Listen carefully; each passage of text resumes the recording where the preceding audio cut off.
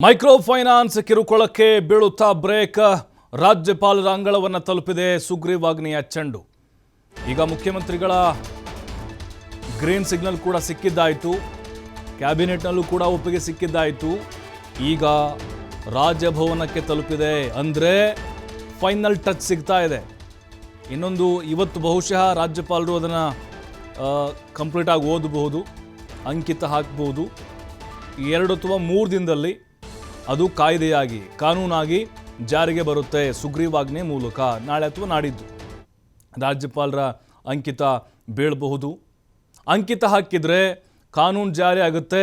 Finance ಸಂಸ್ಥೆಗಳಿಗೆ ಕಡಿವಾಣ ಹಾಕಲಿಕ್ಕೆ ಅನುಕೂಲ ಆಗುತ್ತೆ. ಇಲ್ಲಿವರೆಗೂ ಅವ್ರು ಏನು ಅಂದ್ಕೊಂಡಿದ್ರು, ಕಾನೂನಾತ್ಮಕವಾಗಿ ನಮ್ಮನ್ನು ಟಚ್ ಮಾಡೋಕ್ಕಾಗಲ್ಲ ಅಂತ ಹೇಳ್ತಿದ್ರು. ಎಲ್ಲಿದಾವ್ರಿ ರೂಲ್ಸು? ಬರೀ ಬಾಯಿ ಮಾತಿಂದ ಹೇಳಿದರೆ ಮುಗಿತಾ? ಮುಖ್ಯಮಂತ್ರಿಗಳು ಹೇಳಿದರೂ ಕೂಡ, ವಾರ್ನ್ ಮಾಡಿದರೂ ಕೂಡ ಕೇಳ್ತಾ ಇರಲಿಲ್ಲ. ಬಟ್ ಈಗ ಅಧಿಕೃತವಾದಂತಹ ಕಾನೂನು ಜಾರಿ ಆಗ್ತಾ ಇದೆ. ಹಾಗಾದರೆ ಈ ಸುಗ್ರೀವಾಜ್ಞೆಯಲ್ಲಿ ಏನಿದೆ ಅದನ್ನು ಕೂಡ ನಾವು ನೋಡ್ತಾ ಹೋಗಬೇಕಾಗತ್ತೆ. ಕಿರುಕುಳ ಏನಾದರೂ ಕೊಟ್ಟರೆ ಮೈಕ್ರೋ ಫೈನಾನ್ಸ್ ಲೈಸೆನ್ಸ್ ಕ್ಯಾನ್ಸಲ್ ಆಗುತ್ತೆ, ರದ್ದಾಗಿಬಿಡುತ್ತೆ ನಿಮ್ಮದು. ವಸೂಲಿ ವೇಳೆ ಸಾಲಗಾರರಿಗೆ ಹಿಂಸೆ, ಹಲ್ಲೆ, ಅವಮಾನಕ್ಕೆ ನಿಷಿದ್ಧ. ನೋಡಿ, 3 ರಿಂದ 10 ವರ್ಷಗಳ ಜೈಲು, 5 ಲಕ್ಷ ರೂಪಾಯಿ ದಂಡ. ಮೊದಲು 3 ವರ್ಷ ಇತ್ತು, ಈಗ 10 ವರ್ಷಕ್ಕೆ 3 ವರ್ಷ ಇತ್ತು ಆರಂಭದಲ್ಲಿ. ಈಗ ಅದನ್ನು ಸ್ವಲ್ಪ ಮಾರ್ಪಾಡು ಮಾಡಿದ್ದಾರೆ.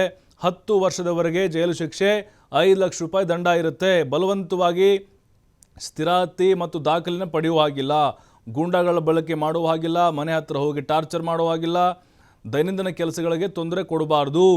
ಸಾಲ ಕಟ್ಟಿದ್ದಕ್ಕೆ ಅಧಿಕೃತವಾಗಿ ಸಹಿ ಮಾಡಿದ ರಸೀದಿ ಕೊಡೋದು ಕಡ್ಡಾಯ ಆಗಿದೆ.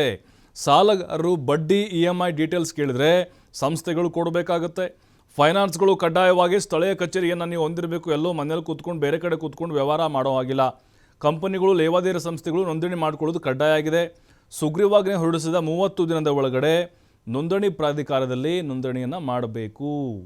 ನೋಡಿ, ಇವೆಲ್ಲ ಕ್ರಮಗಳನ್ನು ತೆಗೆದುಕೊಳ್ಳಲಾಗುತ್ತೆ.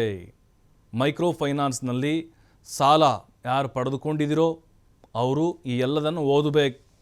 ಸ್ವಲ್ಪ ನೀವು ಸಾಲ ತೊಗೊಂಡಿರೋದಲ್ವಾ, ಈಗ ಅಧಿಕಾರಿಗಳು ಸ್ಥಳೀಯವಾಗಿ ನೋಡಿ, ಇದು ಕಾನೂನು ಜಾರಿ ಆಗುತ್ತೆ, ಆದರೂ ಕೂಡ ನಮ್ಮ ಜನರಿಗೆ ಅದ್ರ ಬಗ್ಗೆ ಅರಿವಿರೋದಿಲ್ಲ.